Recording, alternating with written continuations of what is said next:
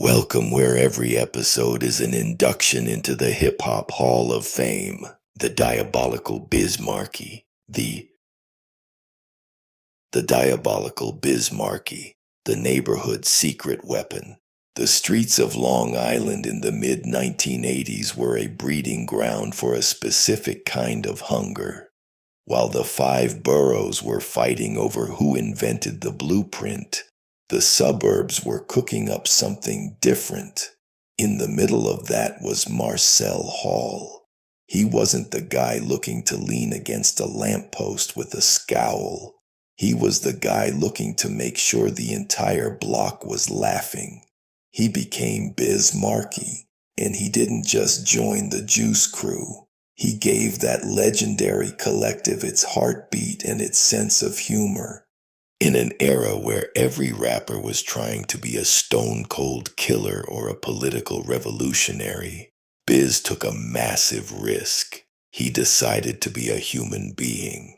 He realized that the most powerful thing you could be in the middle of a struggle was relatable. He talked about the things that actually happened in the neighborhood, the friends who only called when you had a pocket full of money, the girl who broke your heart at the mall, and the messy reality of just trying to fit in. He was the first to prove that you didn't have to be a street soldier to command the respect of the pavement. He brought a messy, beautiful, and completely authentic energy to the microphone that changed the temperature of the entire culture. Biz was a multi-threat before that was a marketing term. He was the human beatbox who could recreate a whole nightclub sound system using nothing but his throat and a microphone.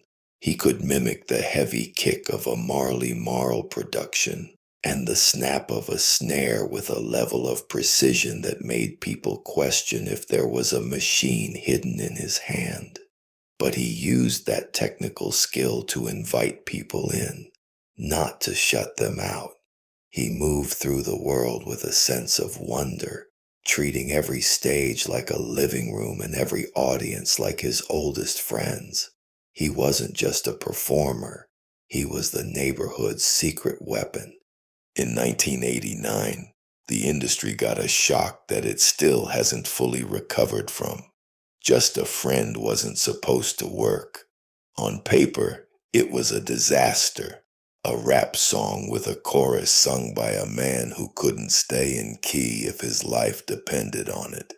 But that was the magic. Biz knew that perfection is a lie. He sang that chorus with a raw, raspy, loud, and proud honesty that resonated because every single person listening felt like they could have been the one singing it.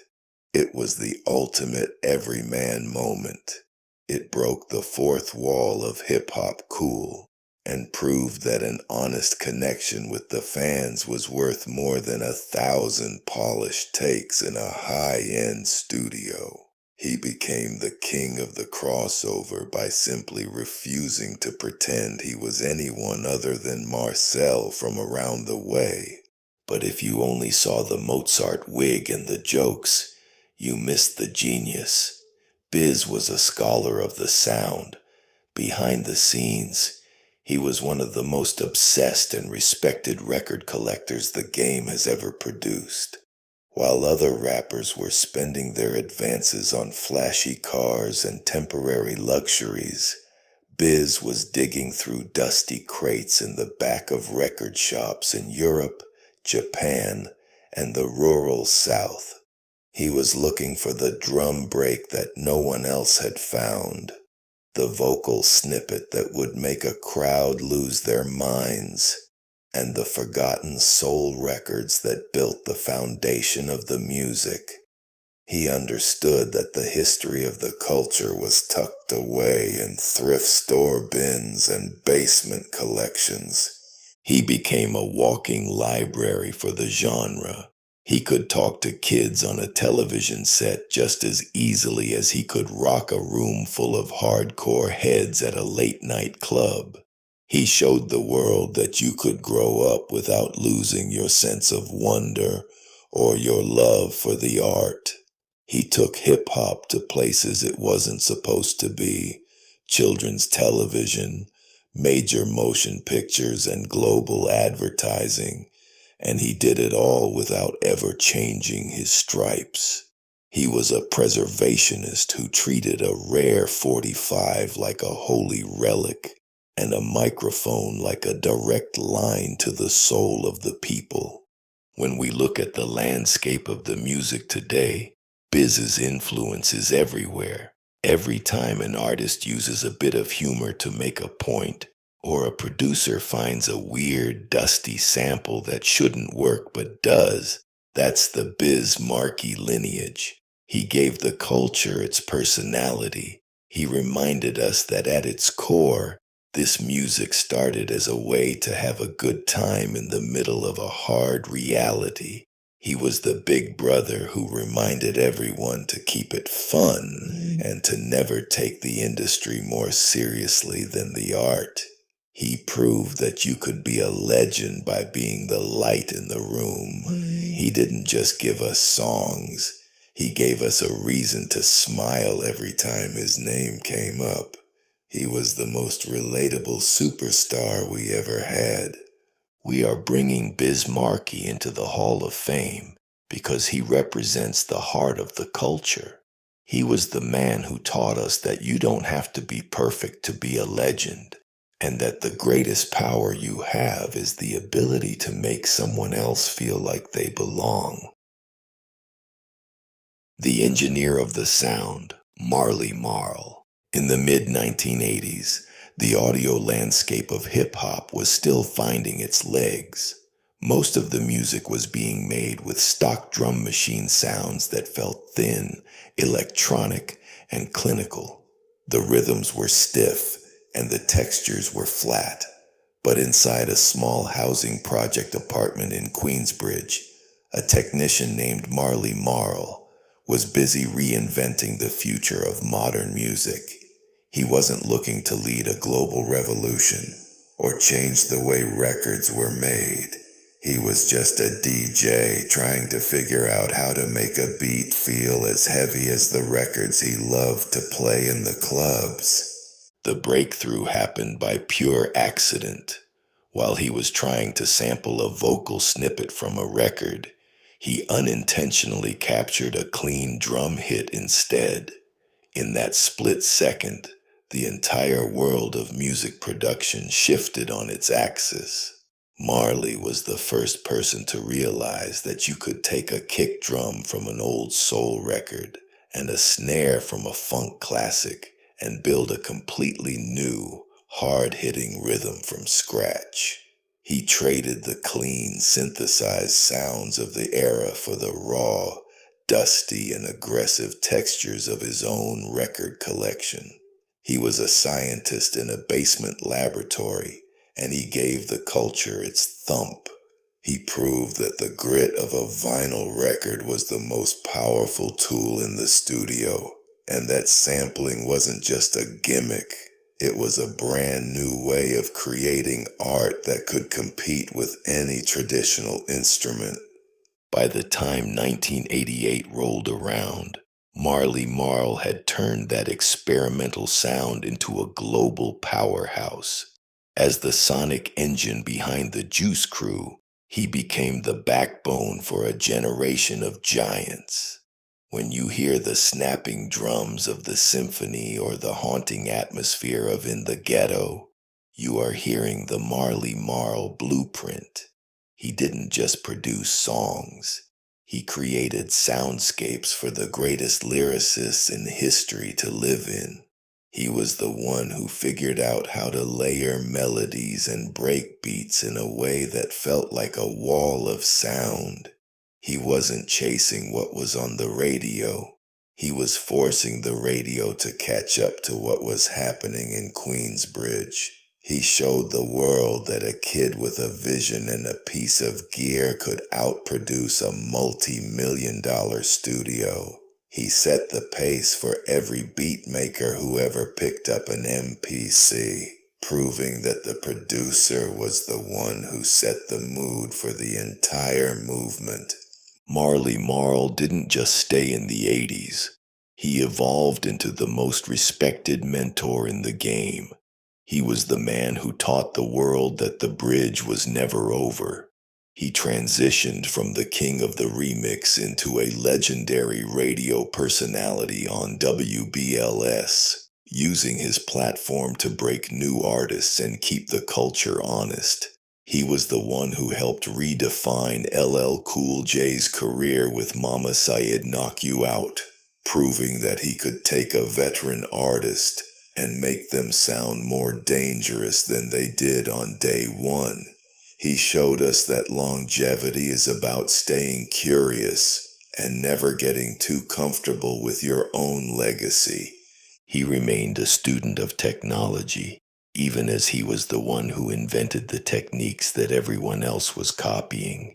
He proved that you could be the godfather of sampling and still be the most humble man in the building. He took the local sounds of his neighborhood and made them the global standard for what hip-hop was supposed to feel like. He showed every aspiring producer that your limitations, your small apartment, your basic gear, your lack of formal training are actually your greatest strengths if you have the imagination to use them. Every time a producer chops a drum loop or filters a bass line today, they are speaking the language that Marl translated in that Queensbridge apartment. We are bringing Marl into the Hall of Fame because he is the primary source of the sound we love.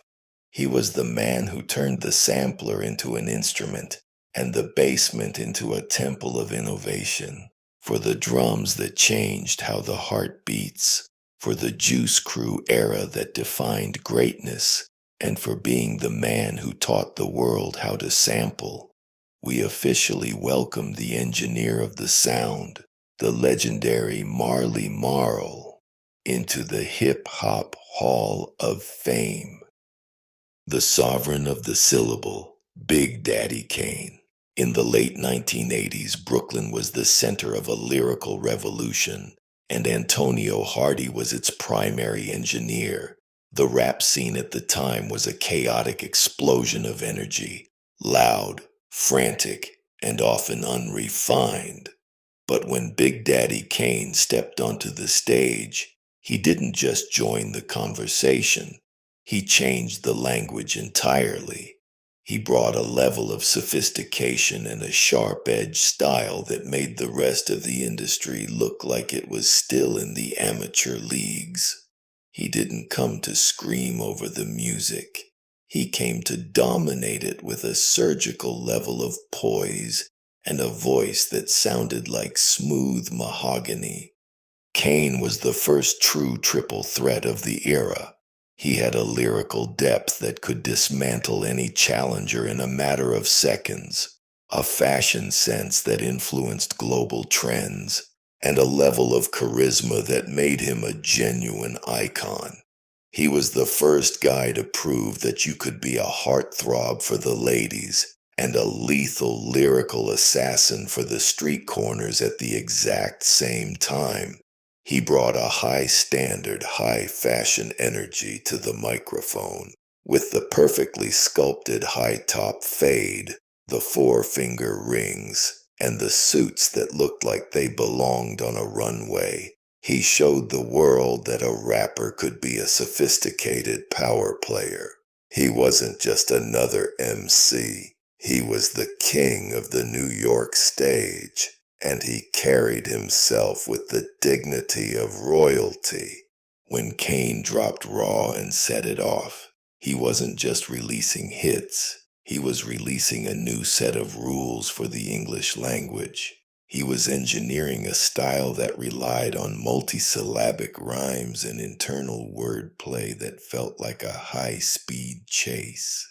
He figured out how to use his voice as a percussion instrument, hitting every beat with a level of accuracy that seemed physically impossible. He could slow it down to a whisper to command the room's attention, and then accelerate into a breathless sprint without ever tripping over a single vowel. He proved that speed didn't have to sacrifice clarity. He made it okay for the culture to obsess over the craft of the lyric. He turned the rap battle into a high art form. He used wit and a massive vocabulary to dismantle anyone who dared to step in his path, making it clear that if you stepped to the king, you had better be prepared for a lyrical execution. He wasn't just making songs for the club, he was writing manuals for how to be a master of the ceremony. Every time he stepped into the booth, he was setting a new pace for the entire planet. He became the gold standard for what a pure technician was supposed to sound like. He showed us that a rhyme could be as sharp and precise as a surgeon's blade and as smooth as silk at the same time. But the records were only half the story. Kane was arguably the greatest live performer the genre had ever produced. While most rappers at the time were content just pacing back and forth on stage, Kane turned every show into a theatrical event.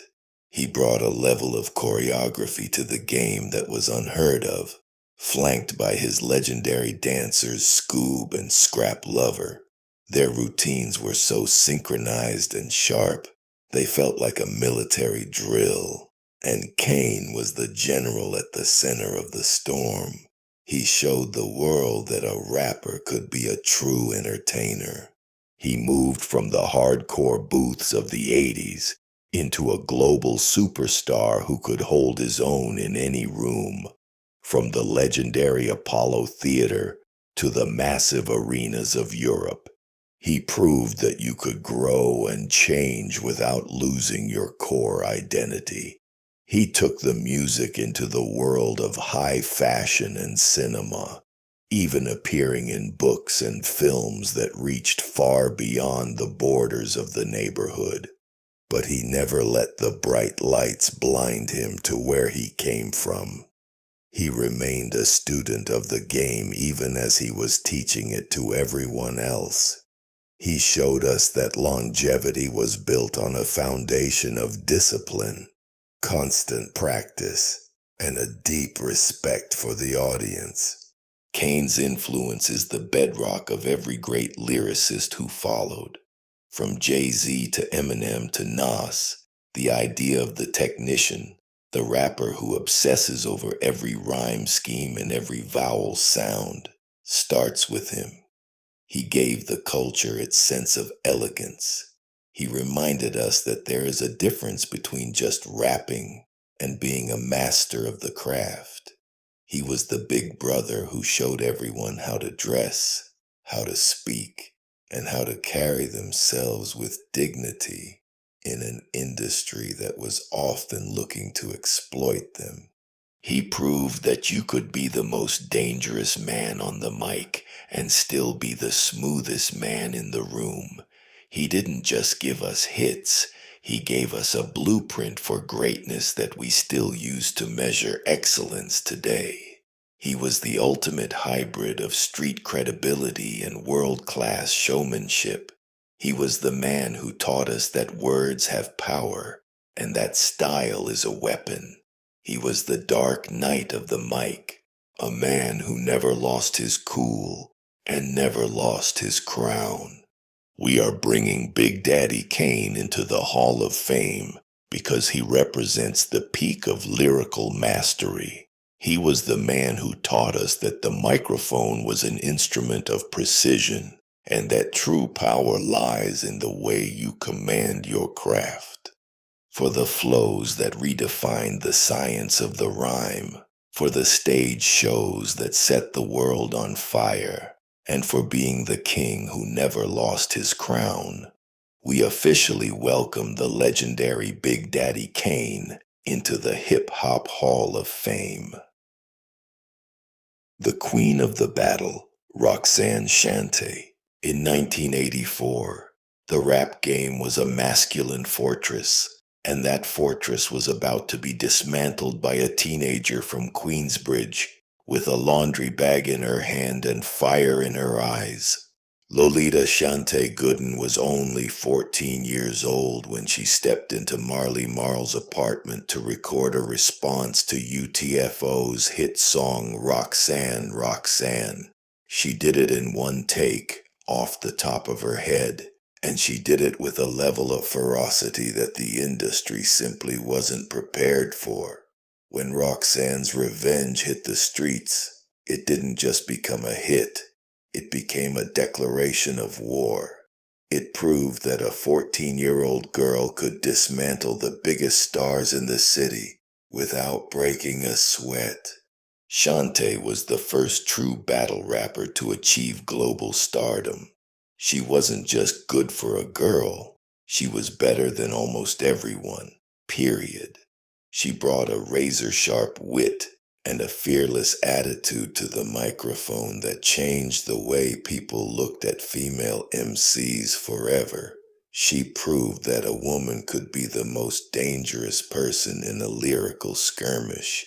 She didn't need a ghostwriter, she didn't need a team of stylists, and she didn't need a polished image. She had a voice that could cut through a crowd and a mind that worked faster than a strobe light. She was the teenage giant who stood her ground in the middle of a masculine storm and came out on top every single time. As the leading lady of the Juice Crew, Shante became the voice of authority in Queens. She was the one who gave the crew its edge and its attitude. While others were trying to be poetic or philosophical, Shante was focused on the kill. Her style was conversational but deadly, filled with the kind of neighborhood humor and sharp insults that could end a career in 3 minutes. She proved that the battle was the heart of the culture, and she was its undisputed queen. She showed the world that you didn't have to change who you were to be a star. She kept it project, she kept it raw, and she kept it real, regardless of who was watching or what the critics had to say. She was the one who showed a generation of young women that they had a seat at the table, and if they didn't, they could just pull up a chair and take it. She was a pioneer of the response record, a format that defined the 80s and showed how hip-hop could be a living, breathing conversation between the artists and the streets. She set the standard for what it meant to have street credibility, proving that your reputation was built on your ability to hold your own when the cameras weren't rolling and the pressure was on. She was the first female MC to tour the world and command the same respect as the heavyweights of the era. Many artists who start that young burn out or disappear. But Shante proved that she had the resilience to survive an industry that wasn't built for her protection. She transitioned from the teenage phenom into a mentor and a powerful media personality who owned her narrative. She was the first to show the world the true cost of fame and the importance of self-reliance in a business that often looks to exploit young talent. She used her platform to speak on the struggles of being a young woman in a predatory industry, proving that the MC could also be a voice for truth and survival. She paved the way for every female artist who ever stepped into a battle or demanded respect on their own terms. She remained the Queen of Queens, a title she earned not through a crown, but through every verse she ever spat and every door she ever kicked down. She showed the world that hip-hop wasn't just about the rhymes, it was about the resilience of the person holding the mic. She is the original trailblazer, the one who taught the world that a woman's voice could be the loudest in the room and the most respected in the streets. We are bringing Roxanne Shante into the Hall of Fame because she is the spark that lit the fire for every female MC who followed her. She was the one who taught us that courage is the ultimate lyric and that a legend can be born on a park bench in Queensbridge. For the revenge that started a revolution, for the battles that defined an era, and for being the queen who never backed down from a fight, we officially welcome the legendary Roxanne Shante into the Hip Hop Hall of Fame. The architect of the gritty narrative, Kool Rap, the Queensbridge Lyrical Laboratory. In the mid 1980s, the rap world was defined by high energy party anthems and relatively straightforward rhyme schemes. Most artists were focused on keeping the crowd moving with rhythmic, steady patterns. But in Queensbridge, a young Nathaniel Wilson was busy drafting a different kind of manifesto. He became Kool Rap, and along with his partner DJ Polo, he introduced a level of technical density that made the rest of the industry look like it was still in elementary school. He didn't just join the Juice Crew, he became the crew's lyrical surgeon, proving that the microphone could be used to paint cinematic, hyper-realistic pictures of the New York underbelly. He was the man who brought the mafioso aesthetic to the forefront of the culture. While others were talking about the block, G-Rap was talking about the fast life, the internal politics of organized crime, the high-stakes risks of the hustle, and the cold reality of the street. He didn't just describe a scene, he directed it.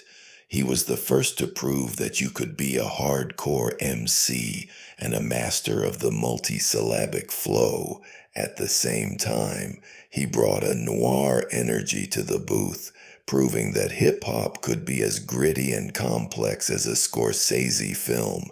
He wasn't just a rapper, he was the first crime chronicler who showed that the street narrative could be high art. The science of the internal rhyme. When G-Rap dropped Road to the Riches and the legendary verse on the symphony, he wasn't just releasing music, he was engineering a new standard for the English language in rap. He didn't just rhyme at the end of the sentence, he rhymed inside the sentence, building complex, interlocking patterns that felt like a relentless barrage of sound. He introduced a level of breath control and rapid-fire delivery that became the blueprint for everyone from Nas to Biggie Smalls. He figured out how to use his voice like a machine gun, hitting every syllable with a level of precision that felt superhuman. He proved that technical skill didn't have to sacrifice street credibility. He made it okay for the culture to obsess over the math of the rhyme. He turned the street tale into a visual masterpiece, using laser-like descriptions to put the listener right in the middle of a New York winter or a high-speed chase on the expressway. He wasn't just making songs for the speakers, he was writing scripts for the imagination. Every time he stepped into the booth, he was raising the bar for what a pure lyricist was expected to achieve. He became the godfather of the gritty flow, proving that the more complex the rhyme, the more powerful the story. The godfather of the mafioso era. But G-Rap wasn't just a technician, he was a world builder. With albums like Wanted, Dead or Alive, and Live and Let Die, he pioneered an entire subgenre.